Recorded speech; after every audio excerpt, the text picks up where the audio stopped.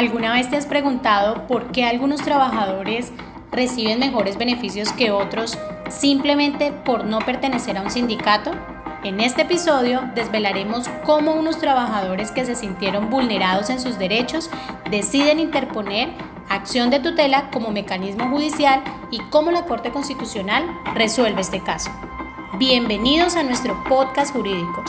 Hoy analizaremos la sentencia T-136 de 1995 de la Corte Constitucional de Colombia, un fallo clave en el mundo laboral. Acompáñanos en esta exploración en compañía de Gustavo Vargas, Ana Milena Nieto, Wilman Eduardo García y quien les habla, Luisa Bastidas.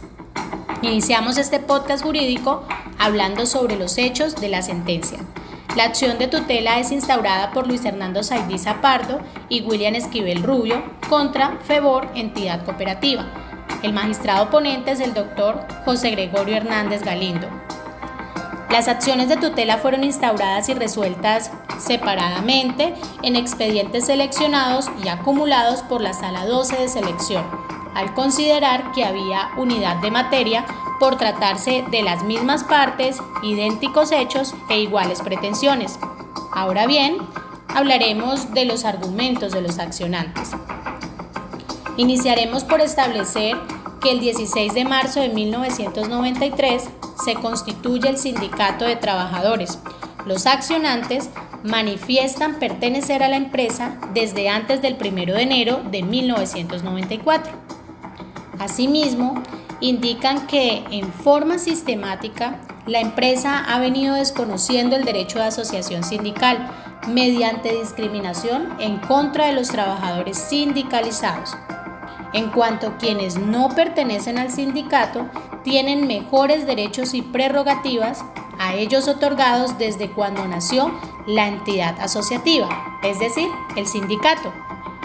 Esto lo fundamentan en que a partir del 1 de enero de 1994, la empresa les aumentó el salario a los trabajadores no sindicalizados en porcentajes que oscilaron entre el 18 y el 22%, discriminando a los que pertenecían al sindicato, los cuales no tuvieron aumento salarial sino hasta el día 15 de julio de 1994, fecha en la cual se empieza a aplicar un laudo arbitral.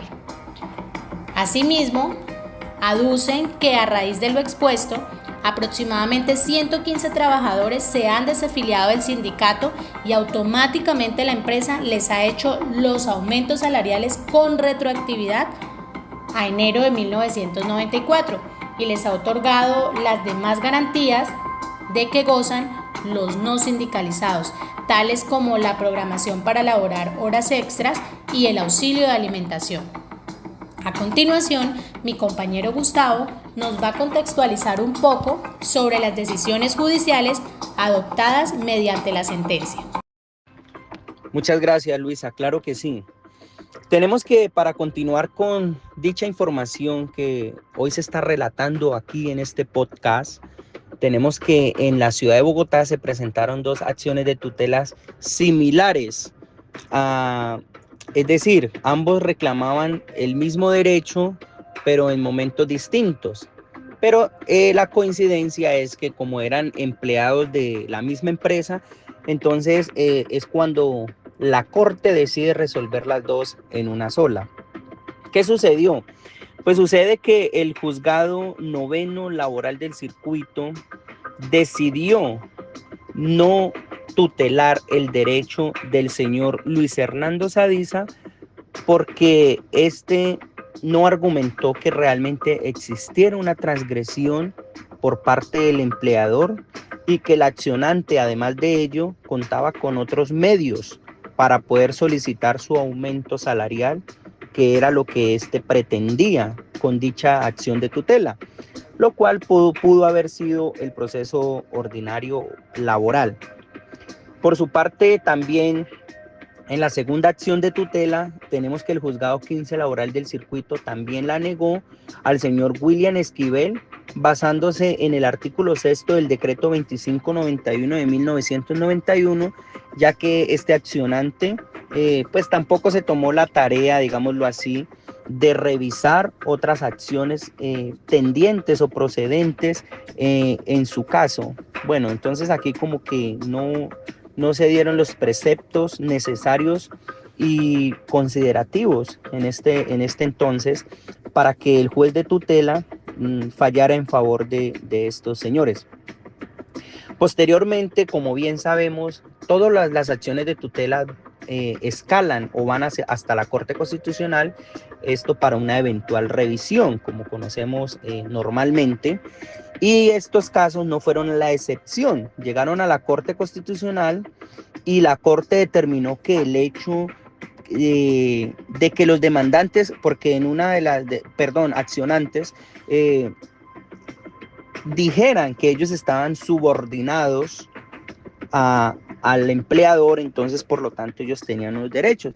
Pero dice la Corte que no, que por el simple hecho de ser subordinados no es suficiente para argumentar o para que procediera dicha acción de tutela, puesto que con el simple hecho de usted ser un empleado y como una de las reglas básicas del contrato laboral está pues la subordinación del trabajador ante su empleador.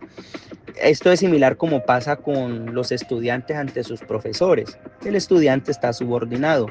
Entonces tenemos que en este texto, la sentencia T-136 de 1995 establece un precedente importantísimo en la lucha contra la discriminación salarial en Colombia.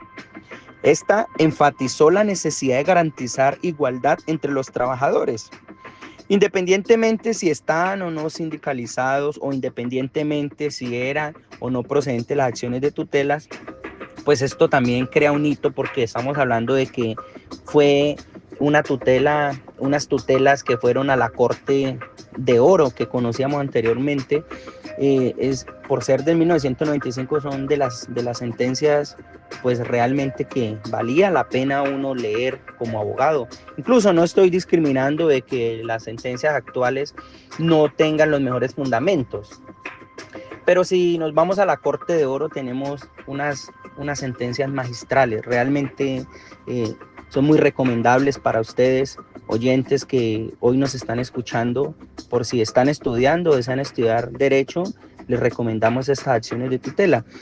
Bueno, continuando aquí, tenemos que la Corte subraya varios principios claves, comenzando con el principio de igualdad, que está en línea con los artículos 5 y 13 de la Constitución Política de Colombia, y este principio básicamente establece que todos aquellos en situaciones similares deben recibir el mismo trato y que los empleadores deben considerar factores como el esfuerzo, la preparación, la especialidad a la hora de fijar salarios, evitando decisiones arbitrarias.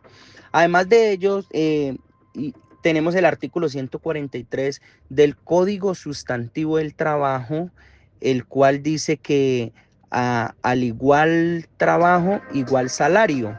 Esto es como un principio del derecho laboral también. Entonces la Corte también aclara que las diferencias salariales deben fundamentarse en criterios razonables y que no se puede discriminar a los trabajadores basándose en su afiliación sindical, ya que esto va en contra del derecho a la igualdad y a la libre asociación.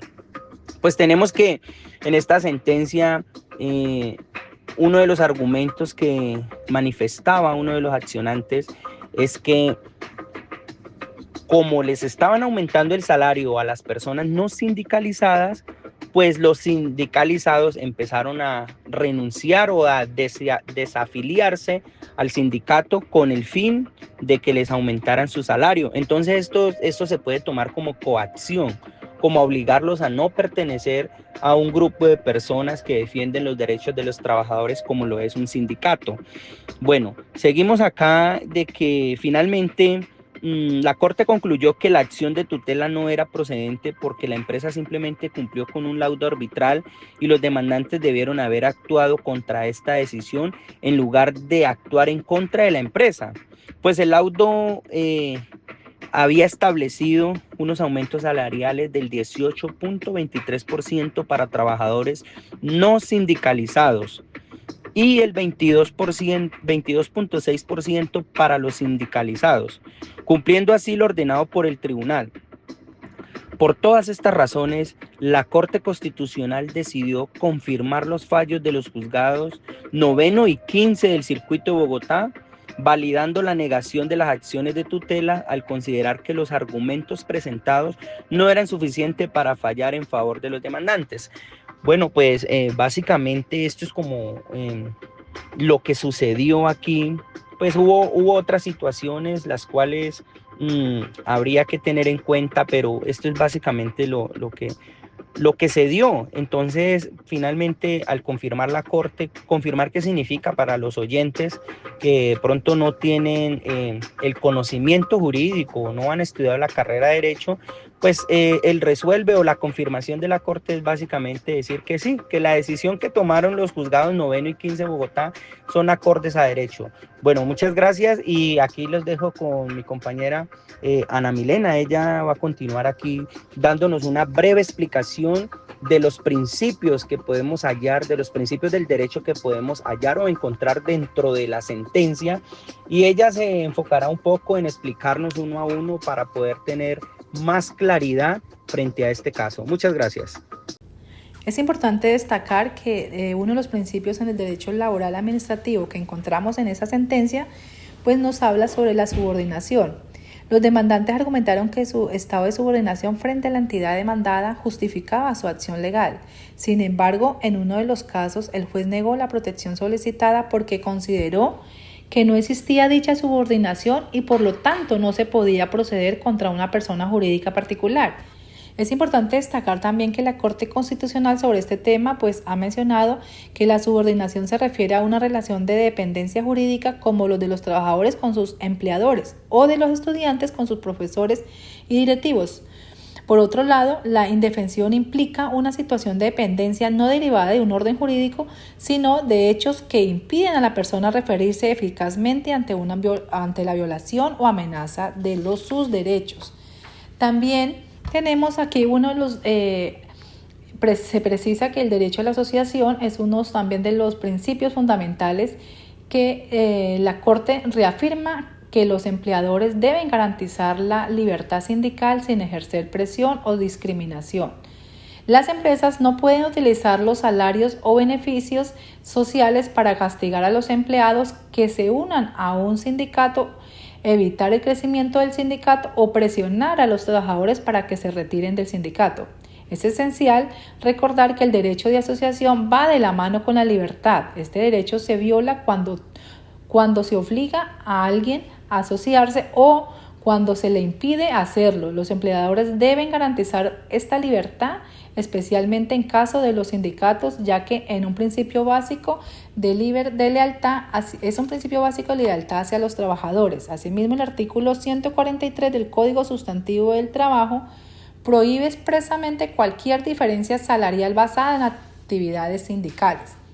Igualmente, también encontramos en esta sentencia el principio de igualdad. Aquí la igualdad está establecida en los artículos 5 y 13 de nuestra Carta Magna, la Constitución Política de Colombia, donde prescribe que todas las personas en una misma situación jurídica deben recibir el mismo trato sin discriminación alguna. En el contexto laboral, esto significa que los empleadores están obligados a evaluar los factores que influyen en el trabajo de cada uno de sus empleados para asegurar salarios justos y proporcionarles a la cantidad y calidad del trabajo según el artículo 53 de la Carta Política.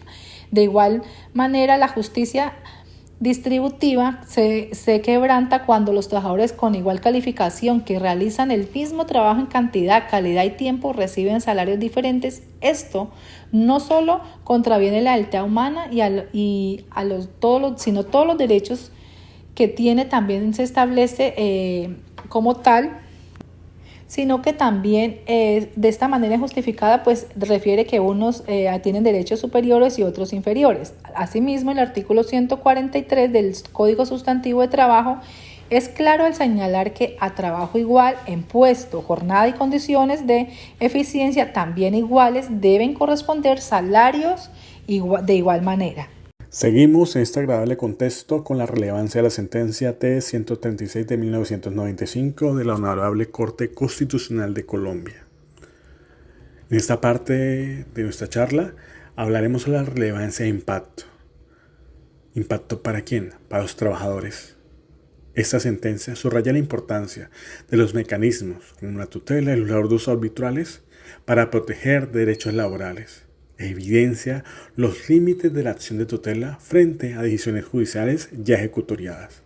Como relevancia para el derecho laboral, tenemos que la sentencia T-136 del 95 de la Corte Constitucional de Colombia es una sentencia hito en la jurisprudencia laboral colombiana, ya que profundiza y consolida la protección de derechos de asociación sindical y el principio de igualdad en las relaciones laborales, convirtiéndose así en un referente obligado para los jueces y tribunales laborales al momento de resolver casos relacionados con el derecho a asociación sindical y la discriminación laboral.